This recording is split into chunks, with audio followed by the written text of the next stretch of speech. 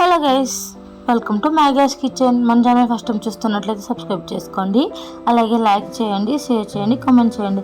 ఈరోజు మన రెసిపీ వచ్చేసి మష్రూమ్ అండ్ గ్రేవీ కర్రీ అనమాట. సో ఫస్ట్ మిక్సీ జార్లో ఒక టమాటా అయితే తీసుకొని అందులో కొంచెం కరివేపాకు వేసుకొని మిక్సీ అయితే పట్టుకోవాలన్నమాట.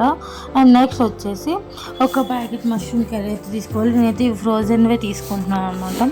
సో ఇవైతే బాగా కడుక్కోవాలి.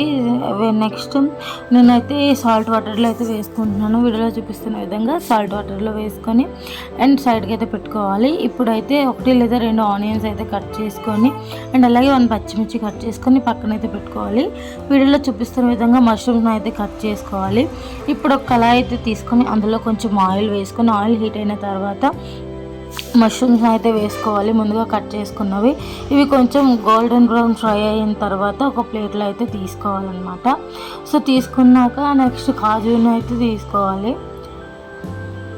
అండ్ ఇప్పుడు సేమ్ నూనెలో కాజుని కూడా ఫ్రై చేసుకోండి.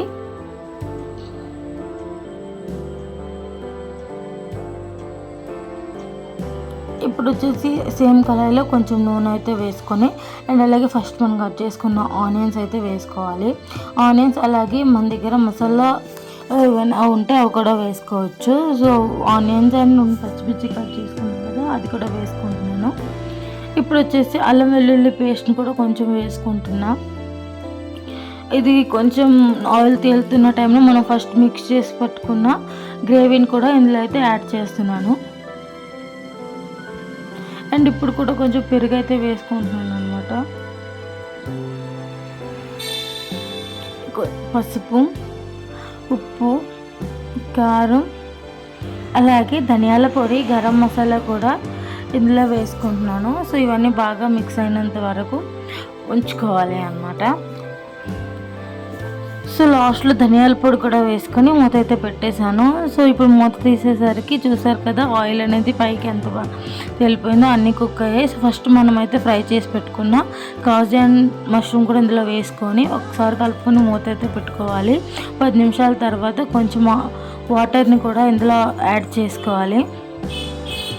యాడ్ చేసుకొని బాగా కలుపుకొని మూత అయితే పెట్టుకోవాలి.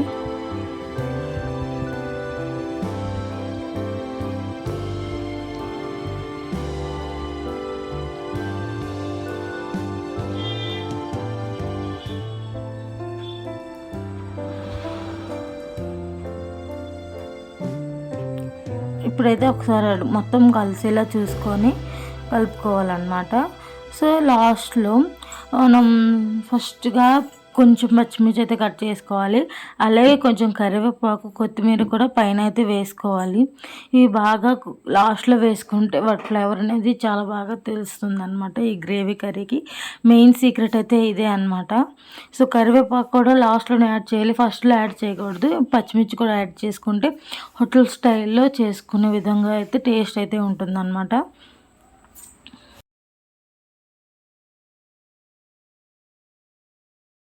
ఇప్పుడు బాగా ఒకసారి మొత్తం కలిసేలా మిక్స్ చేసుకొని ఒక 5 నిమిషాల పాటు కుక్ చేసుకోవాలి.